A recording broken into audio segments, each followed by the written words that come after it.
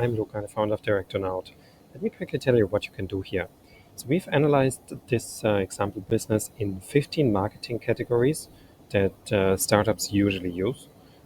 We've created our own AI that evaluates your startup against success criteria for this particular marketing strategy. So for example, in this example, podcast guesting is a recommended strategy for going to conference trade show events. And it's not recommended to go on Product Hunt, probably because this one is not really suitable for the audience of Product Hunt, and it's not suitable to do a cold email campaign either.